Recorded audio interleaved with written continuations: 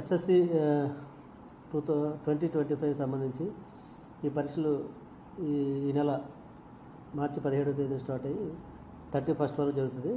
రంజాన్ తాలూకా డేని బేస్ చేసుకొని ఏదో 31st ఆర్ 1st జరిగే అవకాశం ఉంటుంది అన్నమాట. మొత్తం మీద 17 నుంచి 1 వరకు జరుగుతాయి. 9:30 నుండి 12:45 వరకు ఎగ్జామ్స్ జరుగుతాయి. తర్వాత దీనికి ఏంటంటే మన జిల్లాలో అయితే మొత్తం 23,765 మంది రాయడం జరుగుతుంది. దీంతోపాటు ఓపెన్ స్కూల్ కూడా ఎగ్జామ్ జరుగుతున్నాయి. అలాగే మొత్తం ఈ విద్యార్థులందరూ 119 సెంటర్లో ఎగ్జామ్స్ రాస్తున్నారు. ప్యారలల్గా 8 సెంటర్లో open school 10th class exams కూడా జరుగుతున్నాయి. మరి దీనికోసం ఏంటంటే 9 ఫ్లయింగ్ స్క్వాడ్స్ ఏర్పాటు చేయడం జరిగింది. అలాగే ప్రతి స్కూల్లో కూడా ఇన్ఫ్రాస్ట్రక్చర్ ఫెసిలిటీస్, బెంచెస్ అని, అలాగే లైటింగ్ అని, ఫ్యాన్స్ అని, ఇవన్నీ కూడా ఏర్పాట్లు అనేవి పూర్తయ్యాయి.